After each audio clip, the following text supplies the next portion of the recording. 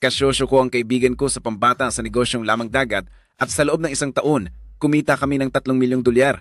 Pagdating ng hatian sa dulo ng taon, ang pakundangan niyang kinuha ang 2 milyon at 900,000 dolyar, tinapon lang sa akin ang 100,000 dolyar. Sa akin ang pwesto. Ako ang naglabas ng puhunan. Puro lakas lang naman ang ambag mo. Malaki na ang 100,000 dolyar na yan. Tinitigan ko ang tumpok ng perang iyon. Nang walang imik ay binulsak ko ito. Sige, susundin kita.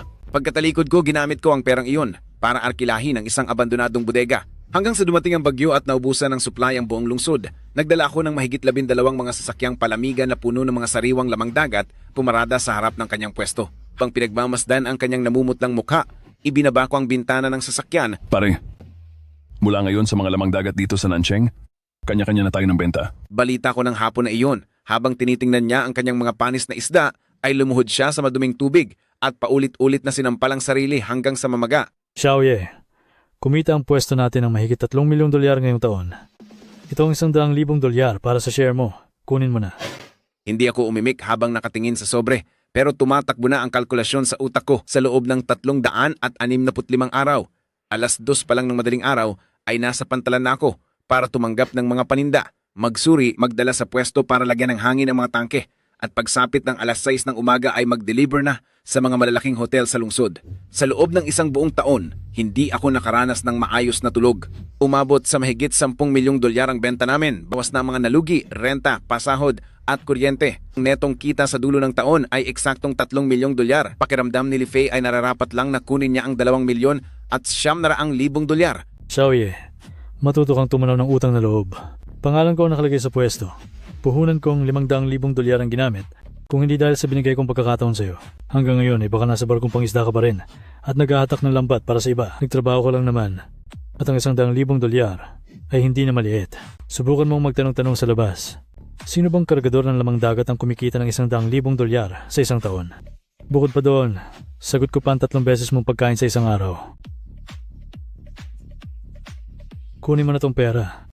Ibili mo ng mga bitamina ng tatay mong paralisado para maayos ang Pasko nyo. Heto ang tinatawag kong matalik na kaibigan. Noong nagsisimula pa lang ang negosyo natin dahil sa pagkakamali niya, namatay ang 1 buong tangke ng mga isda. Napaiyak pa siya noon habang hawak ang kamay ko. Xiaoye, sa'yo lang ako umaasa. Basta maayos ang lahat. Kapag kumita na tayo, hating kapatid tayo sa pera. Naniwala ako, kaya nagpakapagod ako ng husto. Sinuportahan ko si purchasing manager sa mga hotel hanggang sa magkaroon ako ng internal bleeding dahil sa inom. Nagtiis ako sa bodega sa lamig na negatibong 10 grado ng mahabang oras hanggang sa mapalago ang pwestong ito at maging numero 1 supplier sa Nancheng. Ngayong sikat na ang negosyo at kumikita na ng malaki. Tsaka niya sasabihin sa akin na puro pisikal na trabaho lang ang ginawa ko. Iyang sinasabi niyang pagkakaibigan. Hindi ako sumagot. Ngumiti lang ako. Kinuha ko ang sobre sa mesa. Hindi ko na binilang at agad kong binulsa. Sige, susundin kita. Nang makita iyon ni Li Fei, may sandali ng panghamak sa kanyang mga mata at bigla siyang tumawa ng malakas. Ganyan nga dapat. Dapat alam mo ang iyong lugar. Xiaoye, pag-usahin mo lang ang trabaho. Sa susunod na taon, pag nakabili ako ng bagong Porsche, ipapahiram ko ang lumang Audi ko sa iyo pauwi sa probinsya para may pagmayabang ka naman. Wag na, Kuya Fei. Hindi na ako babalik pagkatapos ng bagong taon. Anong ibig mong sabihin? Nakuha mo ng pera tapos tatakasan mo ako? Tumingin ako sa kanya. Tama si Kuya Fei, kargador lang ako. Naibigay ko na ang lakas ko ngayong taon. Simula ngayon ang negosyo sa pwestong ito. Bahala ka na sa sarili mo, Kuya Fei. Akala ni Li Fei ay isa akong tanga na hindi ko kayang umalis sa poder niya. Pero ang hindi niya alam, dito sa Nancheng, ang 300 mga supplier at mga may-ari ay hindi tumitingin sa pangalan ni Li Fei, kundi sa kakayahan kong ito ni Lin Ye. Pagkaalis sa palengke, hindi ako dumiretso sa bahay, kundi punta agad ako sa Nancheng Commercial Bank ay i-withdraw lahat ng inipon kong sweldo sa loob ng 3 taon. Kasama ang 100,000 dolyar na ito, lahat-lahat ay 350,000 dolyar. Kasunod nito, dumiretso ako sa Nancheng Cold Chain Logistics Park sa kanilang opisina para sa pangungontrata. Nandoon ang pinakamalaking abandonadong bodega sa Nancheng. Ang ibang tao ay ayaw doon dahil luma ang gamit at hindi raw swerte. Pero ang alam ko, lugar na iyon ay pinakamalapit sa exit ng highway sa lungsod. Tinawagan ko ang namamahala sa pangungontrata. Hello, Manager Wang ba ito? Aarkilahin ko ang pinakamalaking bodega sa South Zone. Oo, ngayon na tayo pipirma ng kontrata. Makalipas ang sandali, sinamahan ako ni Manager Wang patungo sa numerong 3 abandonadong bodega. Ang kinalawanging bakal na pinto ay naglalabas ng nakakangilong tunog at sa loob ay may nakakahilong amoy ng lugar na matagal nang hindi nasisikatan ng araw. May dalang flashlight si Manager Wang habang naglalakad sa harapan sa mabatong daanan. Lila Odi, hindi sa dinadaya kita. Pero 3 taon nang hindi nagagamit ang bodegang ito, bagamat umaandar pa ang makina, pero malakas itong sa kuryente, at napakalayo pa ng lokasyon.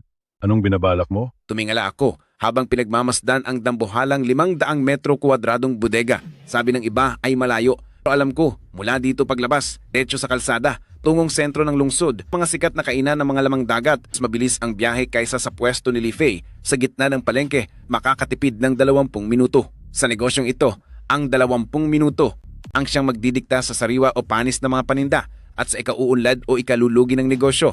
Ito na ang kukunin ko. Inilabas ko ang card ko at ibinigay kay Manager Wang. 1 buwang deposito at 3 buwang abante, kasama na ang pagpapaayos ng mga kagamitan. Matatapos ba ito lahat ngayong hapon? Napatulala si Manager Wang at tumingin sa akin na parang baliw. 350,000 dolyar para sa isang empleyado ay ang lahat na ng pinagpaguran niyang yaman at itatapon lang sa isang abandonadong bodega. Mukha itong pagtatapon lang ng pera. Sige, dahil diretso kakausap, bilis-bilisan na rin namin. Bago mag-alas 5 ng hapon, sisiguraduhin kong gumagana na ng maayos ang palamigan nyo. Nang lumabas ako ng logistics park, pumapasok ang malamig na hangin sa kwelyo ko, pero sa halip na lamigin ay tila kumukulo ang aking dugo sa pananabik. Pagkabalik sa 40 metro kwadradong paupahang kwarto namin na medyo luma ay madilim na ang paligid. Maamo sa usok sa loob, nakaupo si Uncle sa sofa at abalang humihit-hit ng tabako. Nasa loob naman ang mama ko ng masikip na kusina at nagluluto ng simpleng pansit. Na marinig niya ang pagbukas ng pinto, agad niyang pinunasan ang kamay niya sa kanyang apron at lumabas. Nandyan na pala si Xiaoye. Namumugto ang mga mata ni Mama, parang may gustong sabihin pero nag-aalangan. Oh, andito na pala ang sikat na trabahador sa palengke sa Nancheng. Linye, balita ko ngayong hapon na kumita ng 3 milyong dolyar si Lifey at binigyan ka ni Lifey ng 100,000 dolyar bilang pabuya. Pero dahil masyado kang mapagmalaki ay nagbitiw ka pa sa trabaho. Tumango ako bilang sagot. Nawala ka na ba sa sarili? Pamilyang Lee siya ang naglabas ng pera, kaya siya ang nakakuha ng malaki. Natural lang iyon. Isang trabahador ka lang naman, kumikita ka naman ng porsyento mo mula sa kanya. Kulang pa ba iyon? Alam mo bang nakaratay pa rin sa ospital ang tatay mo? Ngayong wala ka ng trabaho, ano nang pambubuhay mo sa pamilya? Xiaoye, baka masyadong direkta lang si Uncle magsalita, pero may punto siya. Kahit medyo mayabang si Lifey, ay maayos naman siyang magpasweldo. Bukas, bakit hindi ka bumili ng alak o regalo para humingi ng dispensa sa kanya para makabalik ka uli sa trabaho? Babalik ako? Nay? Yung 3 milyong dolyar na kinita ni Lifey, dugo at pawis ko ang naging puhunan doon. Imbes na magpasalamat siya, ay binaliwala niya pa ako. Hinding-hindi na ako babalik sa kanya kahit mamatay ako sa gutom. Wala kang alam. Siya ay may pera at maraming kakilala at nasa kanya ang pinakamagandang pwesto sa lungsod. Ikaw, anong meron ka? Bukod dyan sa sarili mong hindi na nawawalang amoy isda sa katawan mo, ano pang meron ka? Saan mo dinala ang 100,000 dolyar mo? Ibigay mo sa nanay mo pambayad sa gamot. Nagasgas ko na. Ano? Ang 100,000 dolyar ay naubos mo agad sa loob lang ng kalahating araw. Umupa ako ng sarili kong bodega para magnegosyo. Magnegosyo? Ikaw lang? Wala kang pagkukunan ng supply at walang susuporta sa iyong mga may-ari. Panong negosyo ang gagawin mo? Sige, matigas ang ulo mo. Balang araw pagpulubi na kayo sa kalye. Huwag mong sabihing hindi kita binalaan ni Uncle. Pagkatapos magsalita, malakas na isinarado ni Uncle ang pinto sa kanyang pag-alis. Tumahimik ng husto ang buong kwarto. Naupo si Mama sa kanyang upuan habang tahimik na lumuluha at nakatakip ang kanyang mukha. Hindi siya naniniwalang magtatagumpay ako dahil para sa kanya, mga taong katulad lang ni Lifey na may pera, pwedeng maging negosyante, habang ang tadhana ko ay maging trabahador lang habang buhay. Nilapitan ko si Mama at tinapik siya ng bahagya sa balikat. Nay, magtiwala ka sa akin. Hindi na magtatagal. Ililipat ko ang tatay sa pinakamagandang silid sa ospital. Alauna na ng madaling araw, mag-isa akong pumunta sa bodega. Dala ang isang water hose na may malakas na pressure. Isa-isang nililinisan ang bawat dumi sa lugar. Sakto namang, biglang tumunog ang telepono ko. Sa ganitong oras, iisa lang ang klase ng tao na tatawag.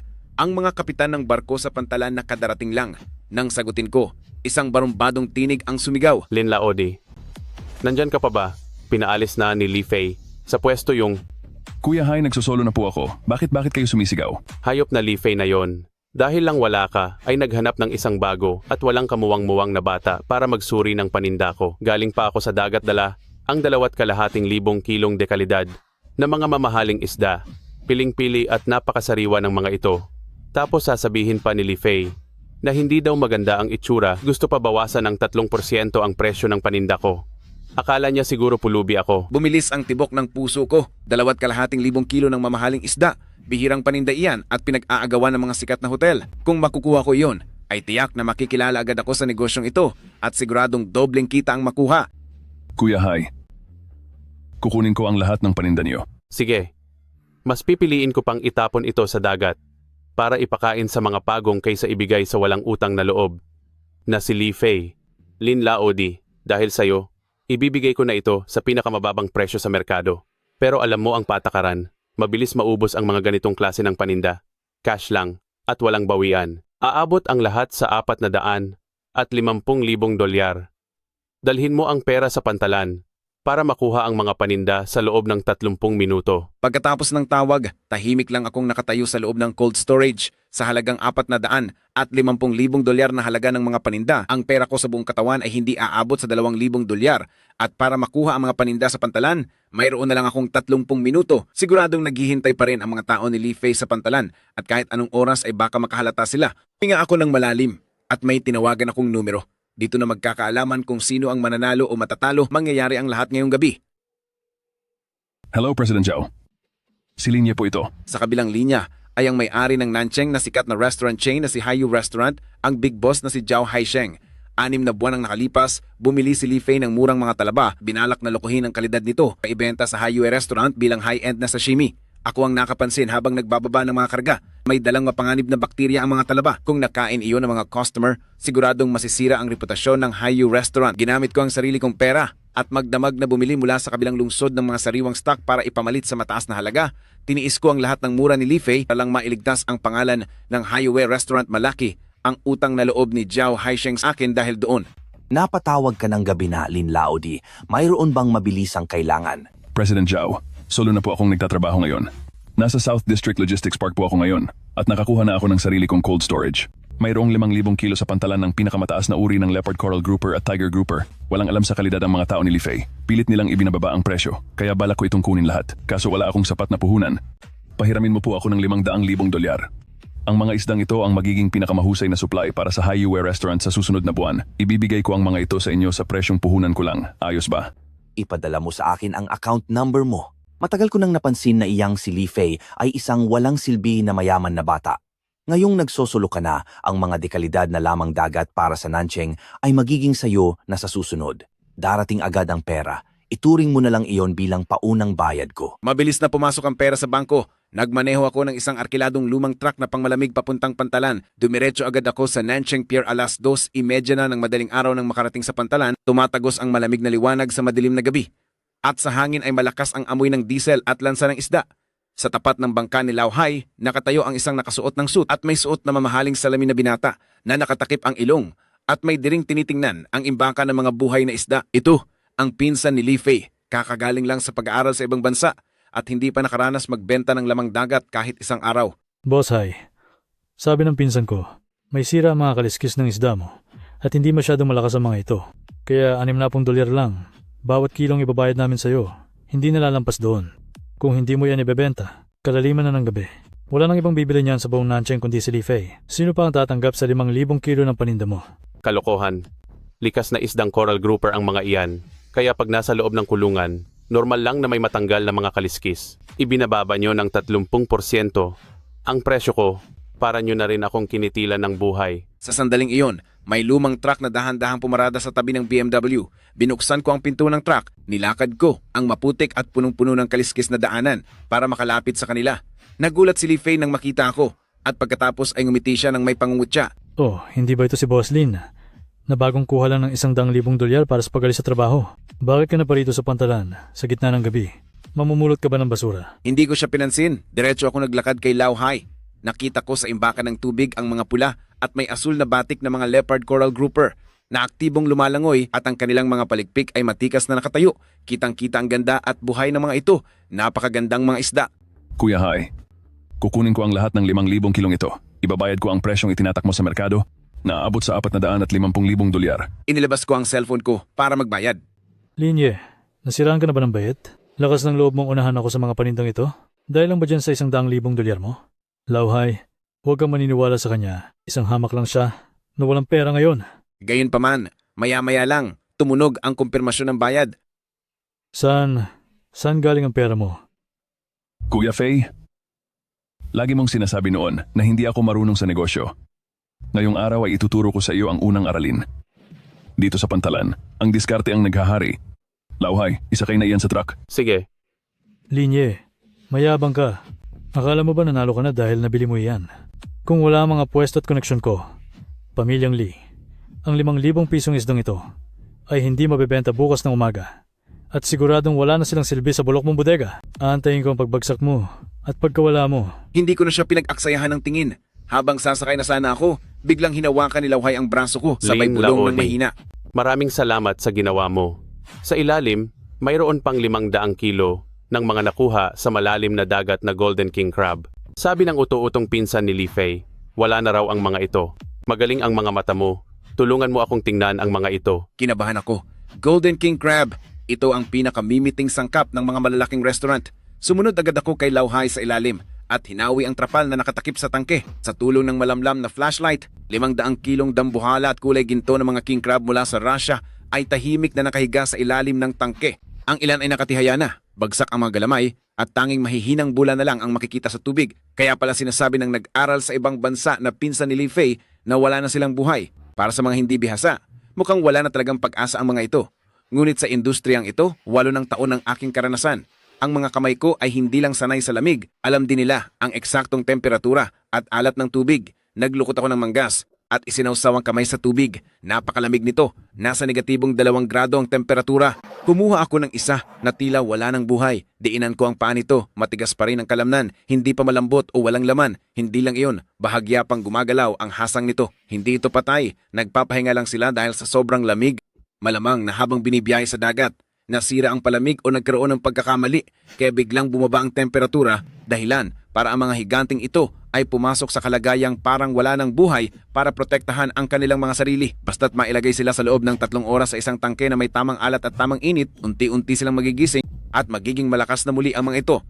Kuya Hai, magkano ang mga ito? Bumuntong hininga si Lauhay. Then, bumuntong hininga si Lauhay. Kung buhay lang ang mga ito, ay maibebenta sa palengke ng mahigit 200 kada kilo. Ngunit dahil ganito ang lagay nila, kung maglalakas loob ka, ay ibebenta ko na lang sila bilang wala ng buhay. 10,000 dolyar para sa 500 kilo. Kunin mo na lahat. Isipin mo na lang na bayad na lang ito sa hirap niyo. Pinigilan ko ang excitement ko at nagbayad agad. 1:00 ng umaga, nakabalik na ako sa aking bodega. Pagkatapos mailagay ang mga isda sa malaking tangke ng tubig, sinimulan ko ng pagsalba sa 500 kilong king crab. Gumawa ko ng artipisyal na tubig dagat na may mataas na oxygen. Pinanatili ko ang temperatura sa 4 hanggang 6 na degrees Celsius at paisa-isang inilagay ang mga crab ng napakaingat habang nakabukas ang pinakamalakas na oxygen pump. Napakahaba ng paghihintay. Sa ibabaw ng tubig, tanging mga bula lang ang naririnig. Kung mali ang aking desisyon, ay masasayang lang ang aking 10,000 dolyar. Pero kung mananalo ako, ito ang magiging susi ko para sa pagbabago ng aking buhay. 5:00 na, ngunit payapa pa rin ang tubig. 5:30, nagsisimula na ang liwanag ng umaga. Kung kailan iniisip ko nang wala na talagang pag-asa mula sa tangke, narinig ko ang bahagyang tilamsik ng tubig. Bigla akong napalingon at nakita ko ang pinakamalaking Golden King Crab na dahan-dahang tumagilid at inunat ang kanyang matitinik na galamay na parang isang nagigising na higanting makina habang nasa ilalim ng tangke. Mabagal pero malakas na nagsimulang gumapang. Sinundan ito ng pangalawa, pangatlo. Ang tangke ay tila kumukulong tubig. Ang 500 libra ng king crab ay parang himalang nabuhay muli, higit sa 70%. Habang tinitingnan sila, masaya akong napangiti. 7:00 ng umaga, kakabukas pa lang ng tindahan ng seafood ni Li Fei. Ang ilang mga tauhang humihikab ay abala sa paglilipat ng mga styrofoam box. Habang nakaupo sa upuan ng boss si Li Fei at umiinom ng tsaa, sobrang bad trip siya. Wala silang natanggap na supply mula kay Lauhay kagabi, kaya sa mga tangke nila ay mayroon na lamang natitirang ordinaryong mga pagkaing dagat. Eksaktong sa oras na yun, isang Range Rover ang biglang huminto sa harap ng tindahan para sa isang mamahaling kasalan. Ang purchasing officer na si Manager Lao Zhang mula sa Tianxi Pavilion ay mabilis na pumasok sa loob. Boss Lee, sa kasal ng anak ng direktor ngayong tanghalian, espesipiko nilang ni-request ang 200 libra ng Golden King Crab bilang pangunahing ulam. Bilisan nyo at ikarga na iyan. Nabitawan ni Li Fei ang kanyang hawak na tasa at natapon ang tsaa sa kanyang pantalon. Zhang, Manager Zhang, naubusan po tayo ng king crab ngayong araw. Baka naman po pwedeng itong Boston Lobster na lang. Nanlaki ang mga mata ni Lao Zhang. Lokohan ba ito? Isang buwan pa lang ay nakabook na ang menu ng kasal, tapos ngayong araw sasabihin mong wala. Kapag walang king crab at nasira ang kasal na ito, asahan mong masisira din ang pangalan ninyong si Li Fei. Katapos magsalita, sumakay na siya sa kotse at umalis agad. Pinagpapawisan na ng matindi si Li Fei at hindi na mapakali sa sobrang pag-aalala. Agad niyang inilabas ang kanyang cellphone. Tinawagan ng ilang kasamahan sa industriya para manghiram ng stocks. Hello, Boss Wang. Meron ba kayong king crab? Hello. Nakuha na ang lahat ni Linye. Kuya Leo, meron ka bang mga dekalidad na produkto riyan?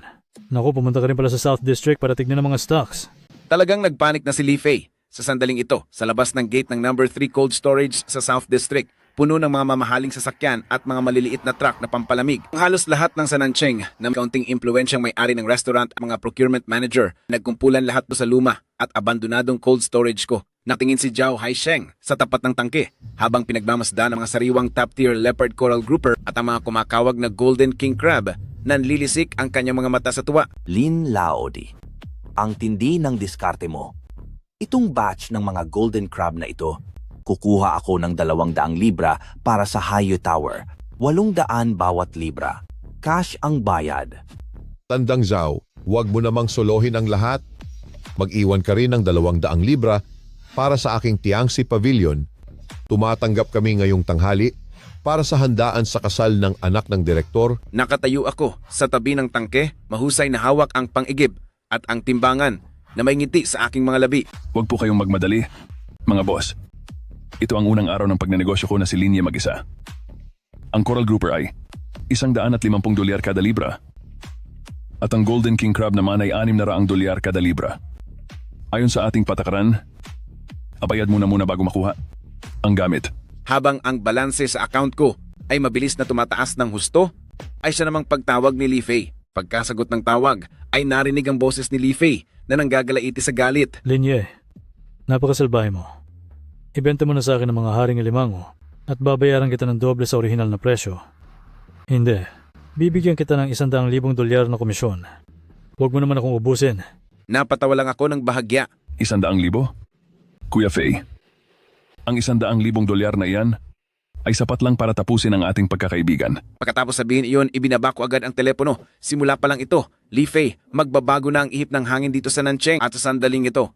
Si Li Fei ay nagmamakaawa kay Manager Zhang na napapadaan. Brother Brother Zhang, Zhang, bigyan mo pa ako ng isang araw. Ipinapangako ko na. Ang parehong kalidad ng haring alimango ay ibibigay ko sa inyo. Babayaran kita ng dobleng multa sa abala. Pero wag mo naman sanang itigil ang 3 taon nating kontrata. Li Fei, may mukha ka pa talagang humarap pagkatapos ng 3 taon? Kung hindi dahil kay Linye noon na sumusuporta sa iyo at nagbabantay sa kalidad, matagal na sanang sarado ang negosyo mo sa handaan sa kasal kaninang tanghali.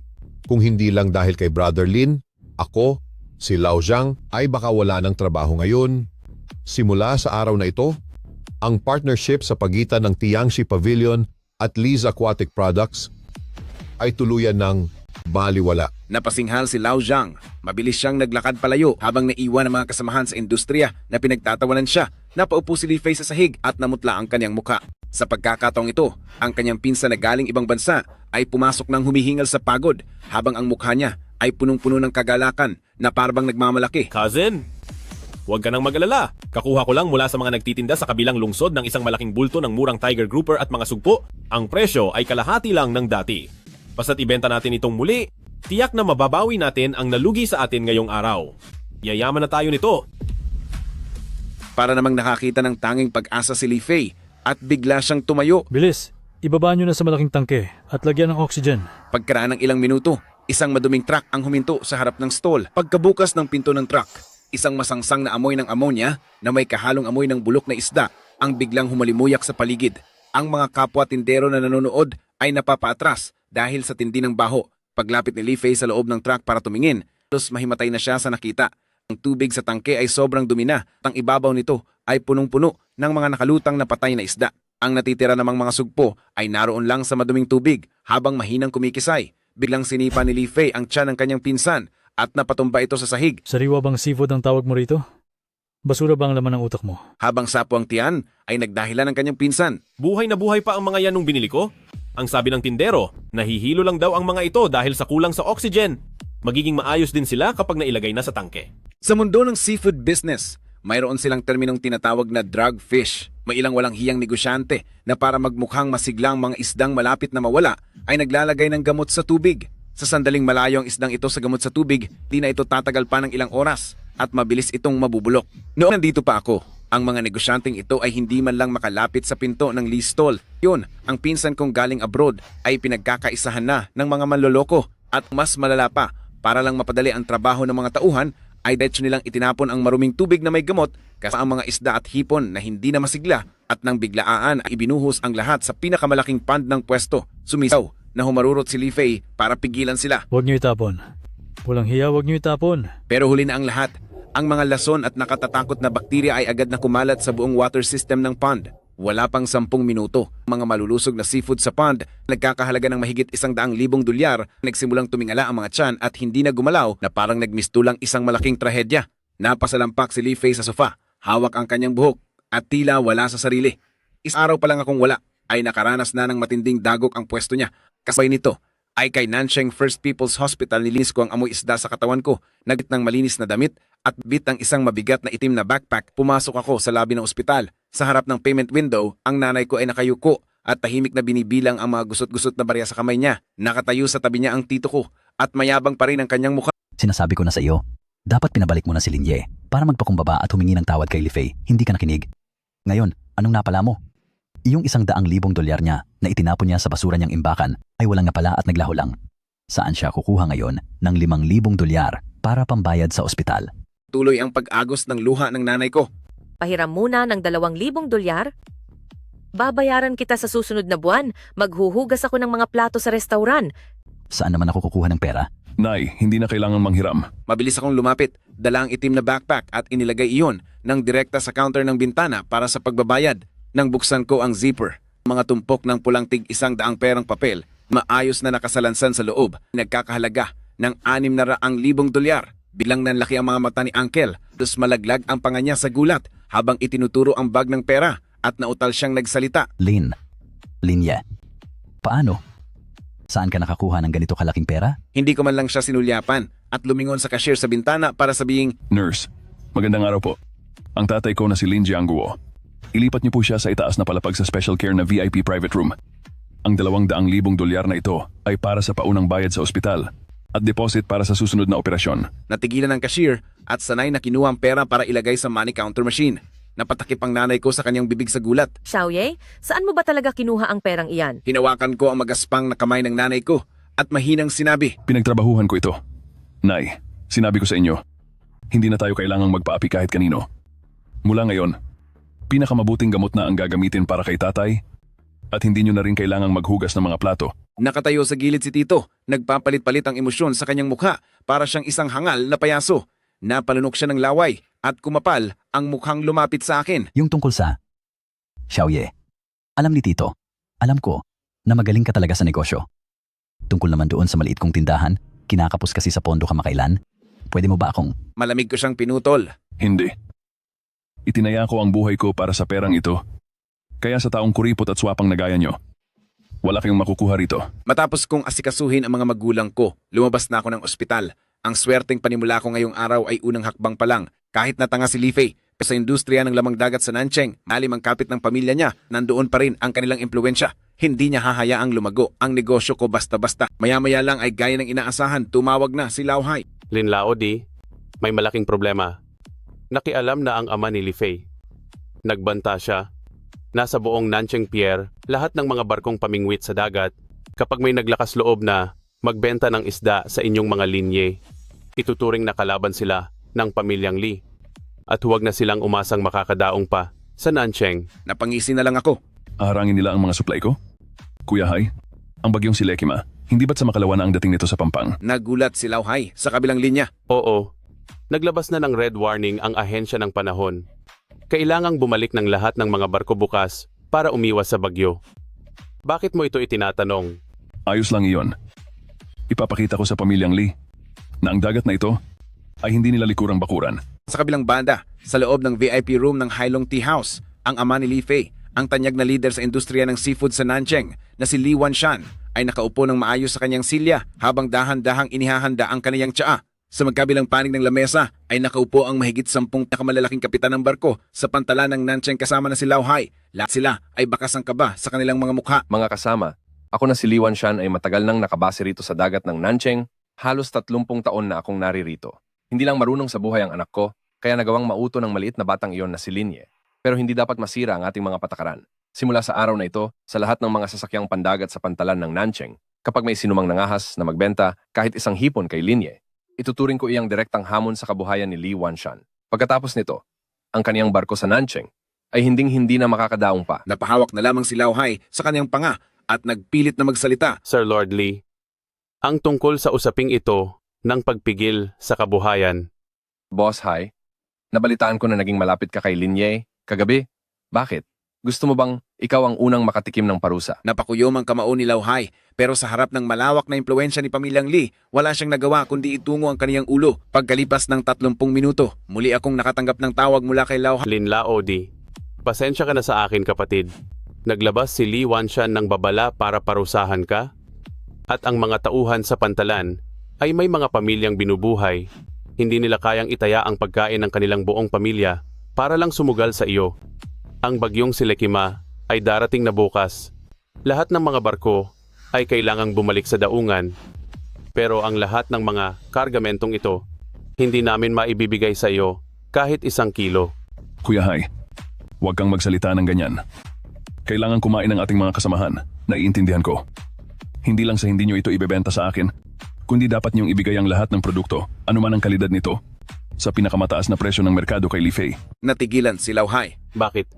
Bakit ito nangyayari? Ngumisi ako ng may panghahamak habang nakatingin sa dumidilim na langit sa labas ng bintana. Ang pangunahing palaisdaan ni Li Fei ay nakontamina kahapon lang. Sobra-sobra ang ammonia nito at may infection pa ng red spot bacteria. Ang tanga niyang pinsan ay walang alam sa tamang paglilinis ng biochemical filtration system. Kung ibebenta niyo ang mga isda sa kanya ngayon, para kayong nagbigay sa kanya ng isang bombang sasabog. Tungkol naman sa source ko, pagkababa ko ng telepono, hinanap ko ang isang numerong nakatabi ng 2 taon, isang numerong hindi ko pa tinatawagan kahit kailan. Ito ang Deepwater Port ng Dongzhou sa kabilang probinsya. Ang numero ni Kuya Hei, 2 taon na ang nakararaan. Mga lalagyan ni Kuya Hei ng mga Argentine red shrimp ay muntik nang masira lahat dahil nagka-problema sa cold chain. Pinuntahan ko siya agad noong gabing iyon at ginamit ang sarili kong technique sa quick freeze recovery. Tinulungan ko siyang mabawi ang higit 10 milyong dolyar na lugi. Hello, Kuya Hei. Si Linye ito. Aba, si Lin Laodi. Himala at napatawag ka? Kuya Hei, paparating na ang Lekima. Ang 3 barkong pangpangisda na kadarating lang galing sa laot, huwag mo nang ibaba ang kargada sa Dongzhou. Dalhin mo sila rito sa Nancheng ngayong gabi. Kukunin ko ang lahat. Lahat? Kapatid, alam mo namang 300,000 libra iyan ng mga mamahaling lamang dagat. May mga grouper, red coral trout, at malalaking hipon.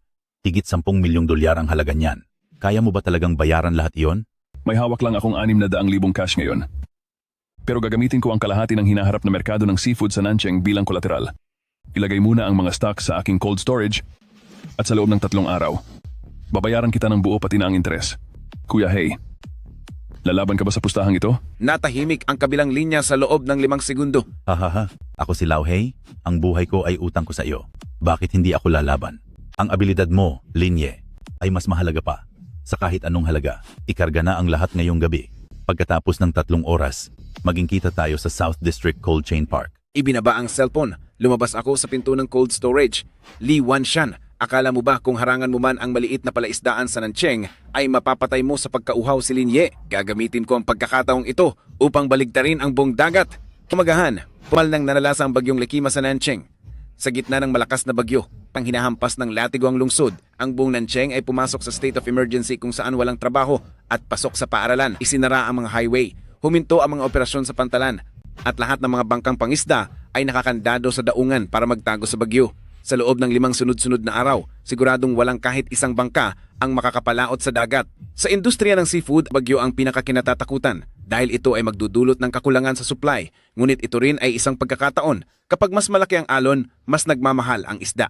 Kung sino ang may hawak ng mga sariwang huli, siya ang magiging swerte at hari ng negosyo sa buong industriya ng kainan. Sa Nancheng pwesto ng yamang dagat na Liji, kaupo si Li Fei sa sofa habang mayabang na kumakanta. At ang kanyang pinsan na galing ibang bansa ay masunuring nagsasali ng tsaa. Insan, bilib talaga ako sa tito ko. Isang utos lang na i-block. Iyang si Linye na hampas lupa ni maliit na hipon ay walang nakuha. Kahapon, nakuha natin lahat ng pabalik sa pantalan na libo-libong kilong seafood sa ating mga kamay. Ngayon, lahat ng mga mamahaling restaurant sa Nancheng ay walang ibang mahahanap na mapagkukunan kundi tayo lang. Nitong mga nakaraang araw ay itinaas natin ang presyo ng 3 beses. Talagang tatagain natin sila.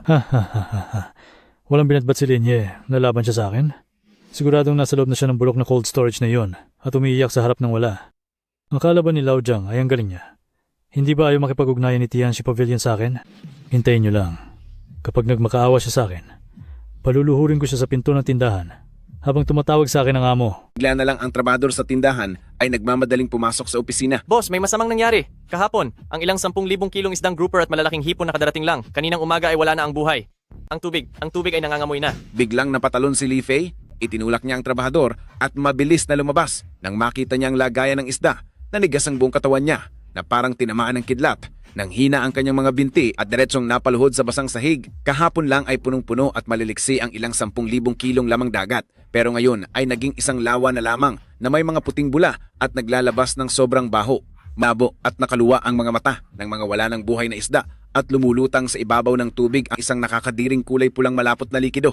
Dahil ito sa pagdami ng red spot bacteria at sa sobrang dami ng isda kaya nawala ng oxygen na nagdulot ng malalang impeksyon. Ang sistema ng pagsasala na nakontamina ng mga lason sa isda noon ay hindi man lang nalinis ng maayos.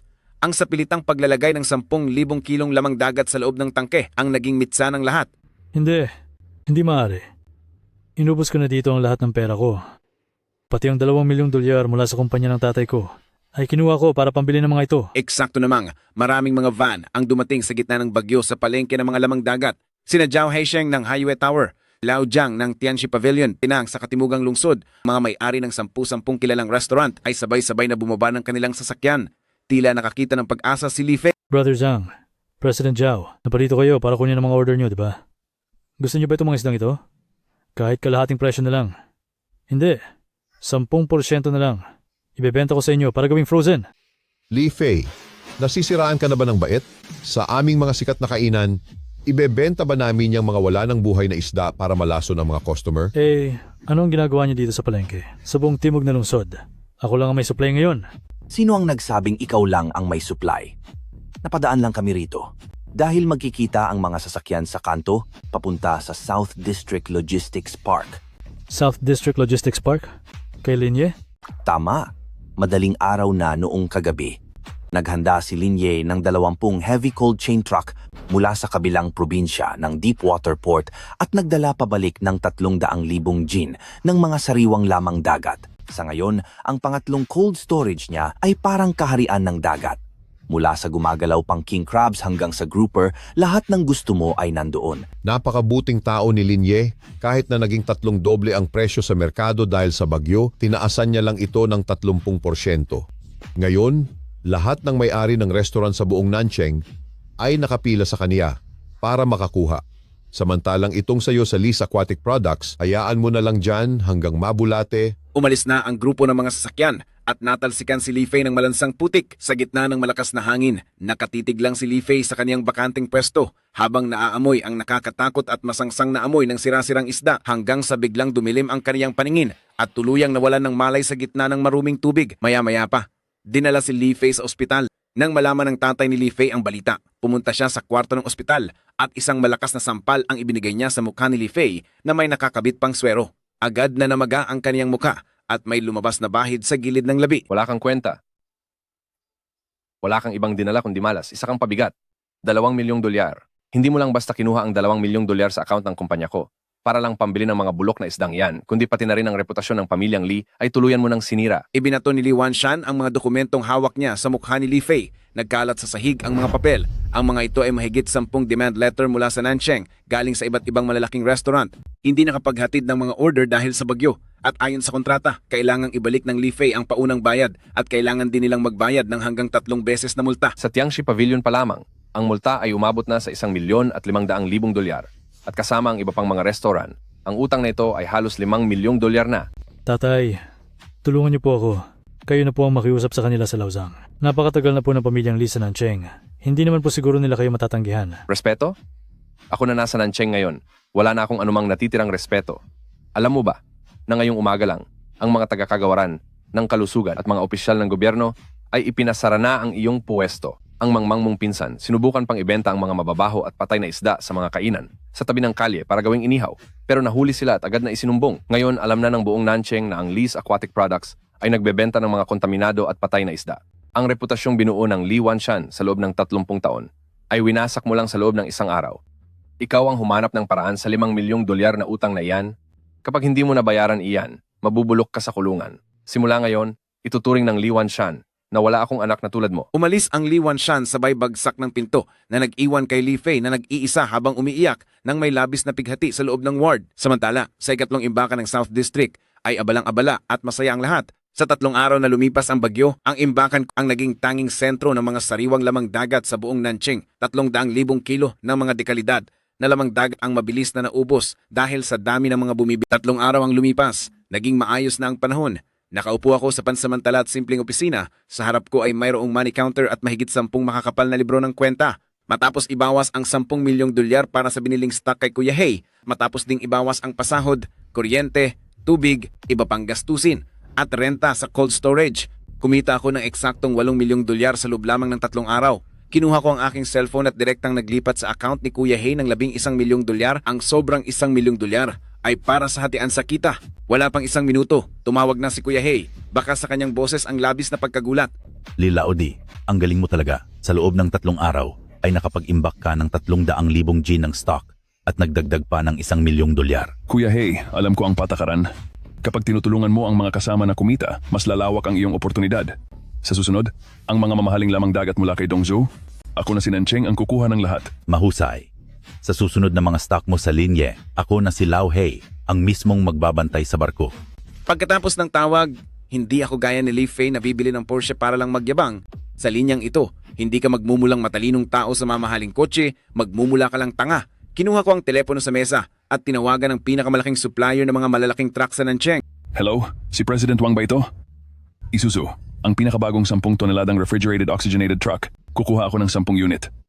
Oo, cash lahat. Kailangan ko ang mga sasakyan bukas na bukas din. Ang laban na ito, ngayon pa lang papasok sa huling bahagi. Hindi ba't gustong ipasara ako ni Pamilyang Lee? Ngayon, ako na mismo ang sisira sa kanilang pinakamalakas na diskarte. Kalipas ng kalahating buwan. Palengke ng lamang dagat sa Nancheng, ang teritoryo ng Li Wanshan, kadalasang alas 3 o alas 4 ng madaling araw. Dapat ay abala ang lugar na ito at puno ng mga tao. Ang mga tagabili mula sa malalaking restaurant, nagmamaneho ng maliliit na truck at tricycle, pumupunta rito para makipagtawaran at magkarga ng mga paninda. Pero ngayong araw ay tahimik ang palengke, ilan lamang na maliliit na negosyante ang naglalaro ng baraha. Si Li Wanshan ay nakatayo sa tapat ng malaking bintana sa opisina sa ikalawang palapag, napakadilim ng kanyang mukha sa sobrang galit, isang tauhan ng takot na nagulat. Boss Lord Lee, ngayong araw ang Tiangshi Pavilion, Highway Tower at pati na ang 50 pinakamalalaking hotel sa lungsod ay hindi na pumunta sa palengke natin para kumuha ng paninda. Nang gigigil na nagtanong si Li Wanshan. Saan sila nagpunta? Sa katimugang imbakan ng malamig? Hindi. Hindi rin po sila nagpunta roon. Ang lalaking iyon na si Linye ay nagtatag ng grupong tinatawag na Yexian Cold Chain. Sa lumang sistema ng bilihan ng isda, ang pinakaproblema ng mga may-ari ng restaurant ay ang huling bahagi ng pagpapadala. Pagkatapos bumili ng tagabili ng mga buhay na isda sa palengke, ilalagay nilang mga ito sa simpleng aquarium pabalik ng restaurant dahil sa tagtag sa daan, traffic at kawalan ng oxygen, kalahati ng mga isda ay wala na pagdating sa restaurant. Laki ang nagiging lugi. At ginamit ko ang 8 milyong dolyar na iyon pabilhin ang 10 pinakamodernong cold chain oxygen trucks at bumuo ng sarili kong profesional na grupo ng transportasyon. Ang mga may-ari ng restaurant ay kailangan lang mag-order sa group chat at ang aking mga cold chain truck ay direktang maghahatid ng pinto sa pinto bago magmadaling araw. Kontroladong temperatura, profesional na oxygen supply. At pagdating sa tindahan, 99% ng isda ay buhay pa rin. Kapag may isang isda na wala na, agad na babayaran iyon ni Linye. Ito ang tinatawag na hindi patas na laban. Ilang ako nakatipid sa gastusin ng mga restaurant sa pagkuha ng sariling tagabili at pagpapanatili ng mga truck. Itaas ko pa ang kalidad ng mga lamang dagat sa mas mataas na antas. Hanggang hindi tanga ang mga may-ari ng mga malalaking restaurant. Alam nila kung sino ang dapat nilang piliin. Sinuntok ni Li Wanshan ang mesa habang nanginginig ang kanyang mukha sa sobrang galit. Inakala niyang dahil sinira niya ang mga barko ko ay matatapos na niya ako, pero hindi niya inaasahan sa panaginip niya. Nalalampasan ko ang palengke ng mga lamang dagat na nagsilbing tradisyonal na tagapamagitan upang gumawa ng sariling daan mula sa daungan sa kabilang probinsya hanggang sa malalaking imbakan at diretso sa mga sasakyang palamigan na diretsyong magdadala sa kusina ng mga mamahaling restaurant, ang Nancheng na pamilihan. Ang lugar na ito ni Li Wanshan na kaniyang pinagharian ng 30 taon ay tuluyan ko ng pinabagsak. Linye, Sambit ni Li Wanshan na tila lumabas sa pagitan ng kaniyang mga ngipin. napakalupit ng iyong paraan. Kasabay nito, sa loob ng aming operasyon, nakatayo ako sa harap ng malaking digital screen. Tinitingnan ang GPS ng 10 sasakyan na umiilaw sa mapa ng Nancheng at tamang bumabaybay patungo sa mga mamahaling kainan. Brother Lin, naipadala na po ang lahat ng mga order para sa araw na ito. Umaabot ang benta sa 2 milyong dolyar. Tumango ako at noong kukuha na sana ako ng kape, ay biglang pumasok ang security guard. President Lin, may naghahanap po sa inyo na ang pangalan ay Li Fei. Ayaw umalis? Mukhang baliw na aso. Isang mapait na ngiti ang lumabas sa aking mga labi. Papasukin niyo siya. Pagkapasok ni Li Fei, ay halos hindi ko na siya nakilala. Si Li Fei na nasa harap ko ngayon ay hindi nag-ahit, lubog ang mga mata, gusot-gusot ang kaniyang polo at may nangangasim na amoy na tila hindi naligo ng ilang araw, walang bakas ng pagiging anak mayaman. Narimata na rin ang kaniyang sasakyang Audi A6 dahil sa 5 milyong dolyar na multa, pati na rin ang kaniyang utang sa mga iligal na pautang na hindi na niya mabayaran para na siyang isang talunan na walang mapuntahan. Nakatingin si Li Fei sa loob ng malawak at maliwanag na dispatch center at tiningnan ang nakasulat sa dingding na napakaraming listahan ng mga katrabahong restaurant. Pagkatapos ay tumingin siya sa akin na kalmado lang, bakas sa mga mata niya ang inggit pero agad ding napalitan ng takot. Nagpilit ng isang ngiti si Li Fei na mas mukha pang umiiyak sa sobrang pangit at naglakad palapit sa akin habang nagkakamot ng mga kamay. Xiaoye, Sa tabi, seryoso ang mukha ng security guard na humarang sa kanya. Tawagin mo siyang President Lin dito. Biglang natigilan si Li Fei at tinitiis ang hiya na bumati ng pilit. Lin. President Lin? Tiningnan ko lang siya nang wala namang emosyon. Hindi ka ba dapat nandoon sa bahay mo bilang isang malaking boss, Kuya Fei? Bakit ka pumunta rito sa hamak kong cold storage? Anong kailangan mo? Bigla na lang lumuhod si Li Fei sa harap ng mesa ko. Ang biglang pagluhod niya ay nagpagulat sa mga nakapaligid na dispatcher. Xiaoye, huwag mo na akong pagtawanan pa. Nagkamali ako noon. Hindi ko nakilala kung sino ang kinalaban ko. Xiaoye, di ba't magkabata tayo at matagal na magkaibigan? Noong kumikita pa ang pwesto. Oh, malaki ang kinuha ko. Pero hindi kita pinabayaan, hindi ba? Binigyan pa nga kita ng 100,000 dolyar noon para makaalis ka. Kung wala ang 100,000 dolyar na yon, mararating mo ba itong kinalalagyan mo ngayon? Wala na akong ibang mapuntahan ngayon. Araw-araw kaming pinupuntahan sa bahay ng mga pautang at pilit kaming tinatakot. Sabi ng tatay ko, kailangan akong umayos ng problemang ito. Xiaoye, alang-alang sa pagkakaibigan natin, hiraman mo naman ako ng 5 milyong dolyar. Hindi, kahit 3 milyong dolyar na lang. Para lang makabayad ako sa utang ko. Magtatrabaho ako bilang driver mo pagkatapos. Ako na rin ang magbubuhat ng mga yelo mo. Habang pinagmamasdan ko si Li Fei na nakaluhod at nakikinig sa kanyang nakakasuyang mga dahilan tungkol sa kapatiran, bigla kong naramdaman na napakawalang kwenta nito. Ang tao talaga, kapag nasa itaas, ay puro interes ang pinag-uusapan. Pero kapag nasa putikan na, saka lang nila maaalalang makipag-usap gamit ang damdamin. Naglabas ako ng 100,000 dolyar, lumapit kay Li Fei, at ibinato ng malakas ang pera sa mukha niya. Sa loob ng 3 taong ito, yung mga pag-inom na hinarap ko para sa iyo, puyat at perang kinita ko, matagal nang nabayaran ang lahat ng utang ko sa iyo. Ang 100,000 ito na binigay mo, ay pambayad sa huling natitirang ugnayan sa atin. Tinitigan niya ang nagkalat na pera at muling tumingin sa akin. Na tila ba nakatingin siya sa isang bangkay at bigla siyang sumigaw na parang baliw. Linye, huwag kang magmayabang. May mga koneksyon pa ang tatay ko. Akala mo ba nanalo ka na? Tatapusin kita. Lumapit ang 2 security guard at parang kinaladkad na aso ang nagwawalang si Li Fei palabas ng dispatch center. Hindi ko na siya muling tiningnan. Tapos na ang lahat para kay Li Fei. Ngunit ang totoong labanan ay nasa likod niya sa matandang tusong si Li Wanshan. Eksaktong oras na iyon, tumunog ang telepono. Brother Lin, nababaliw na si Li Wanshan. Ipinanlaban niya ang kanyang 3 villa at 2 malalaking stall bilang collateral sa bangko para makakuha ng malaking cash. Nabalitaan ko na nireserba niya ang 2,000 toneladang deep sea fishing ships para diretsyong agawin sa gitna ng dagat ang supply ng stocks mula kay Dongju. Balak niyang makipagbakbakan sa presyo, lalabanan kanya hanggang dulo. Napakunot ang noo ko at napangiti ng bahagya pagkarinig nito. Sa wakas, itinaya na ng matandang tuso ang lahat ng kanyang baraha sa mesa. Li Wanshan, dahil gusto mong itaya ang buhay mo, ipapakita ko sa iyo kung ano ang totoong kahulugan ng impyerno. Sa kabilang banda, hindi lang isinanla ni Li Wanshan ang lahat ng kanyang ari-arian. Nangutang din siya sa illegal moneylenders ng 30 milyong dolyar bilang pondong pang-abono. Terkilan niya 3 malalaking barkong pangisda na may bigat na 2,000 tonelada dumiretso sa gitna ng dagat.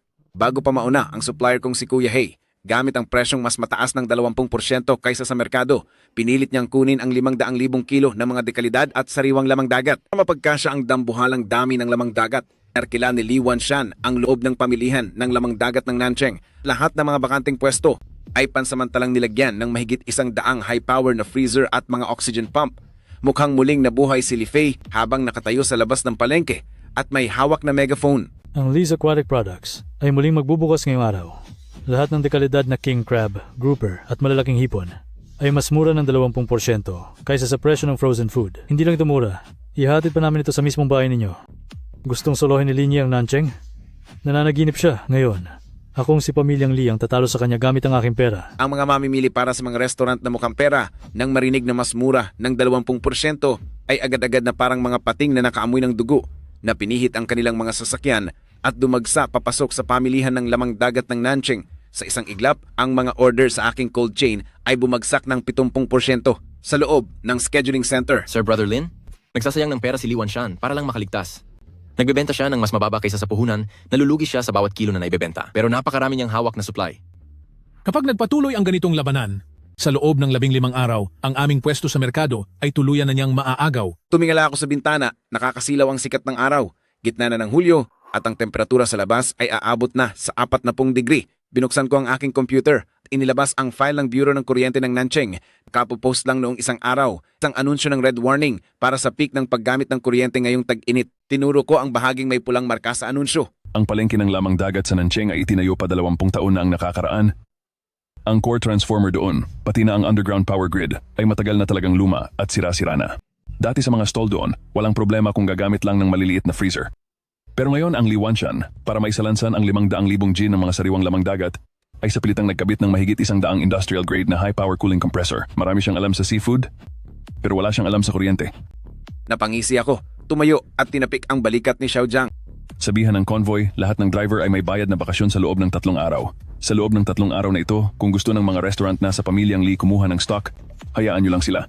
Hindi tayo magbababa ng presyo at hindi tayo makikipag-agawan ng customer. Natigilan si Xiao Jiang. Brother Lin, panonoorin lang ba natin sila? Oo, manonood lang tayo. Panoorin natin siyang magtagumpay sa simula at panoorin nating bumagsak ang lahat sa kanya. Tapos ang 3 araw, ang planong malaking bagsak presyo ng pamilyang Lee ay nasa pinakatuktok na nito. Dahil sa pagnanais na makamura, ang mga may-ari ng iba't ibang restaurant ay biglang namili ng marami kay Li Fei nang makita ni Li Wanshan ang bumabalik na pera, nabawasan na rin ang bigat ng kanyang kalooban. Hawak ni Li Fei ang isang baso ng alak. Papa, ang batang si Linye ay 3 araw nang walang paramdam. Ang mga cold chain truck niya ay natetengga na lang doon sa garahe. Natatakot siya. Ang kakaunti niyang pera ay hindi makakayanan ng panggigipit natin. Umalma si Li Wanshan sa narinig. Wala talagang tatalo sa mas may karanasan. Kapag naubos na natin ang huling batch ng stocks bukas, makikipagtulungan agad ako sa ibang mga boss para tuluyan ng mapaalis si Linye sa Nanching. Habang nagdiriwang ang mag-ama at sa pag-aakalang nasa kanila na ang panalo, isang nakakarinding tunog ng kuryente dahil sa sobrang karga ang biglang dumagundong sa buong Nanching mula sa itaas ng pamilihan ng isda. Sumunod nito, ang 3 lumang dambuhalang transformer sa gilid ng palengke dahil sa 40 degring init at dahil na rin sa daan-daang makinang pampalamig na kumukuha ng sobrang karga ng kuryente ay nagsunuran ng sumabog na naglabas ng mga kulay asul na kuryente. Agad na kumalat ang nakakasulasok na amoy ng sunog. Sa isang iglap, ang buong pamilihan ng isda sa Nanching ay nawalan na ng kuryente. Kinabahan ng bahagya si Li Fei. Anong nangyari? Bakit biglang nawalan ng kuryente? Biglang tumayo si Li Wanshan. Biglang sumakit ang kaniyang puso. Isang masamang pangitain ang agad na bumalot sa kaniyang buong katawan. Para sa industriya ng lamang dagat, ang pagkawala ng kuryente sa 40 antas na init ay katumbas na ng tuluyang pagbagsak at pagkalugi. Ang 500,000 kilo ng mga primera klaseng seafood mula sa malalim na dagat na nasa malamig na kapaligiran kapag nawalan ng palamig at supply ng oksiheno ay hindi tatagal ng 3 oras. Si Li Wanshan ay buong lakas na sumigaw. Bilis! Bilisan nyo at buksan ang extra generator. Kumaripas ng takbo si Li Fei palabas ng opisina, kasamang ilang tauhan papunta sa silid ng generator sa ibaba. Pagkaraan ng 10 minuto, 2 lumang generator ang pilit na pinaandar at ang mga ilaw ng ilang palamig sa tindahan ay sa wakas muling sumindi. Hindi pa man nakakapagpahinga si Li Fei, ang generator ay biglang gumawa ng malakas na ingay. Nanginig ng husto ang makina ng ilang beses at tuluyang tumigil sa paggana habang naglalabas ng makapal na usok. Kuya Fei, hindi ito maaari. Masyado nating maraming ikinabit na palamig dahil sa sobrang karga, nasunog na ang ating extra generator. Walang ayusin niyo yan. Kahit anong paraan pa, ibalik niyo ang kuryente. Dahil sa 40 antas na init sa labas, ang saradong loob ng tindahan ay tila naging isang dambuhalang pugon. Ang temperatura ng tubig sa palaisdaan ay nagsimulang tumaas ng napakabilis. Isang mailap na king crab na nagkakahalaga ng mahigit $1,000 ang mahinang bumitaw sa kanyang pagkakakapit sa pader ng tangke at dahan-dahang tumingala ang tiyan nito sa ibabaw ng tubig. Kasunod nito, para bang isang hudyat na wala na ang lahat, ang mga leopard coral grouper, tiger grouper at naglalakihang sugpo. Ang daan-daang kilong primera klaseng seafood ay nagsimulang magwala sa maligamgam na tubig hanggang sa huli ay pinakawalan na ang huling hininga at lumitaw ang kanilang mga mapuputing tiyan. Sa loob lang ng 2 oras, nakitang mismong nina Li Wanshan at Li Fei kung paano ang 50 milyong dolyar na halaga nila kapalit ang 500,000 kilong buhay na yaman ay naging isang bundok ng nangaalingasaw na mga bangkay. Nagsisulputan ang mga puting tiyan ng isda at bumabaha ang maduming tubig. Nang hina ang mga tuhod ni Li Wanshan at bumagsak sa pagkakayakap sa maputik at maduming tubig. Tulala siyang nakatingin sa fish pond na puno ng mga isdang wala ng buhay, namumutla ang kanyang mukha, nangangatog ang kanyang mga labi, pero wala siyang masambit na kahit isang salita. 50 milyong dolyar iyon! Hindi lang siya nawalan ng lahat ng ari-arian, kundi pati ang 30 milyong dolyar na inutang niya sa mga pautangan sa kalsada. Wala na ang lahat. Tumakbo si Li Fei at niyakap si Li Wanshan. Tatay, huwag niyo naman akong takutin ng ganyan, tay. Tawagan natin si Linye. May cold storage si Linye. Mayroon din siyang cold chain truck. Ipakukuha natin ang mga ito at ipalalagay sa freezer. Baka sakaling may salba pa tayo. Sa pagkakataong ito, umaasa pa rin si Li Fei na ang kaibigan na dati niyang minamaliit at tinatapakan ay ililigtas siya sa kapahamakan. Matagal nang tumunog ang telepono bago ito sinagot. Xiaoye President Lin. Lolo Lin, nagmamakaawa ako sa iyo. Magpadala ka naman ng mga cold storage truck para tulungan ako. Kalahati na lang ang presyo. Hindi. 10% na lang ibibigay ko na lahat ng paninda sa iyo. Kailangan mo lang magpadala ng truck dito. Umiiyak at humahagulgol si Li Fei sa telepono na parang isang asong ligaw na nabali ang gulugod. Kuya Fei, nakalimutan kong sabihin sa iyo. Ang mga sasakyan pang repair ng Southern City Power Bureau ay kinuha ko na kalahating oras ang nakalipas para ayusin ang kuryente sa South District Cold Storage ko. Ang kuryente sa pamilihan ng isda, bukas ng umaga pa ang pinakamaagang balik niyan. Tungkol naman sa mga isda mo, itago mo na lang, ilaga mo at higupin mo ang sabaw mag-isa. Ang tunog ng pagbababa ng telepono ay umaalingaw-ngaw sa pandinig ni Li Fei na parang countdown sa katapusan. Eksakto sa oras na iyon, sa labas ng malaking pamilihan ng isda, biglang may narinig na nakakabinging preno at mga maingay na sigawan. Dedosenang itim na van ang humarang sa main gate ng merkado. Mahigit 100 mga lalaking may mga bakal na pamalo at mga tinitato sa braso na parang mababangis na hayop ang sumugod sa pwesto ni pamilyang Li. Nandito na ang mga naniningil ng utang. Ang pintuan ng Leaky Seafood ay pilit na winasak gamit ang malalaking tubo. Ang puting liwanag ng mga flashlight ay bumasag sa nakakasulasok na kadiliman sa loob. Ang namumuno ay ang kilabot na karakter sa underground lending ng Southern City, si Kuya Dao. Lumapit si Kuya Dao kay Li Wanshan na nakalupasay sa sahig. Lord Li, nabalitaan ko na nawalan ng kuryente at wala na lahat ng paninda mo. Ngayon, ang 30 milyong dolyar sa utang mo, dagdag pa ang 5 milyong dolyar na interes. Paano mo balak bayaran iyan? Sa sandaling ito, si Li Wanshan. Nasaan na ang tapang at galing niya bilang big boss sa Nancheng? Kuya Dao, bigyan niyo pa po ako ng ilang araw. May 3 villa pa ako sa pangalan ko, pati na itong pinakamalaking stall sa Nancheng. Ibebenta ko po iyon para bayaran kayo. Palaruging ka pa. Tumalim ang mga mata ni Kuya Dao at biglang iwinasiwas ang isang pamalo sa huling aquarium na natitira doon. Ang mga piraso ng basag na salamin at maruming tubig ay humula sa buong katawan ni Li Wanshan. Hindi ako charity. 3 villa?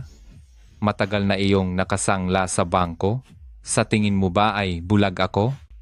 Tungkol naman sa bulok na stall na ito, itong mga basurang isda na ito, daang-daang libong dolyar na ang magagastos sa paglilinis nito. Ngayon, sino ang lukulukong tatanggap nito? Sa kanto, natakot ng husto si Li Fei gaya ng isang basang sisiw at kahit huminga ay hindi magawa sa takot. Ang mga tauhan ni Kuya Dao ay hinablot ang buhok ni Li Fei. Kinakaladkad siya palabas gaya ng isang basura sabay sipat ng malakas sa kanyang tuhod. Narinig ang isang lagutok, napasigaw ng napakalakas si Li Fei. Habang sapo ang kanyang bali na binti, gumugulong siya sa sakit sa gitna ng maruming tubig. Huwag niyo nang parusahan ang anak ko. Pipirma na ako. Kahit ano ay pipirmahan ko.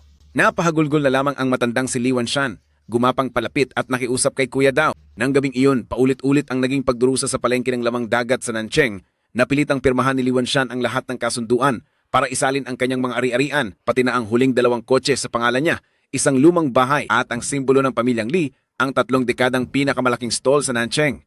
Ang dating mayayabang na mag-amang pamilyang Li ay kinuhaan pa ng mahahalagang relo at mga susi ng sasakyan ng mga nagpapautang at gaya ng isang basura, sila itinapon sa labas ng pintuan ng palengke.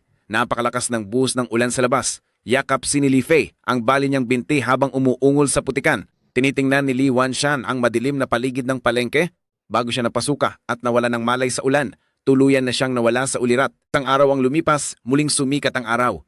Sa Nancheng Seafood Market, isang matapang na amoy ng disinfectant ang tumabon sa malansang amoy ng mga isdang wala na. Isang itim na Mercedes Maybach ang dahan-dahang huminto sa tapat ng stall ng Lee's Aquatic Products. Bumukas ang pinto ng kotse at bumaba ako suot ang isang dekalidad na itim na suit at makintab na sapatos na balat habang lumalakad palayo sa sasakyan. Sumunod sa akin ang mahigit 10 empleyado ng Yexian Cold Chain na nakauniforme. Sa loob ng stall, makikita si Kuya Daw na balisa habang naninigarilyo. Hawak-hawak niya ang kontrata para sa paglilipat ng stall na ito. Ngunit buong umaga na siyang naghahanap. Wala ni isa sa Nancheng ang gustong kumuha nito dahil itinuturing itong malas na lugar. Nang makita niya akong pumasok, nagliwanag ang mga mata ni Kuya Daw at agad siyang ngumiti habang lumalapit sa akin. President Lin, napasyal po kayo. Narito po ba kayo para tingnan ang palengke? Tiningnan ko ang bawat sulok ng stall kung saan ako nagpagod at nagpuyat ng maraming gabi noon. Doon sa dingding, ang gintong karatula ng Lee's Aquatic Products ay tila malapit ng mahulog. Kuya Daw, diretsahan na tayo. Kukunin ko ang stall na ito. Napalo ni Kuya Daw ang kanyang hita. Napakabilis nyo. Talagang kausap, President Lin. Nang makuha ito ni Li Wanshan noon, umabot ng 2 milyong dolyar kasama ang pagpapaayos. Hindi na ako hihingi ng malaki, 1,500,000 dolyar lang po.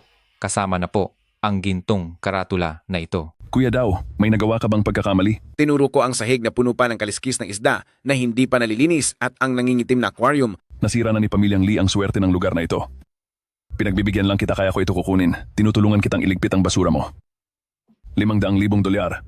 Dagdagan mo pa iyan ng kahit konti at aalis na ako agad.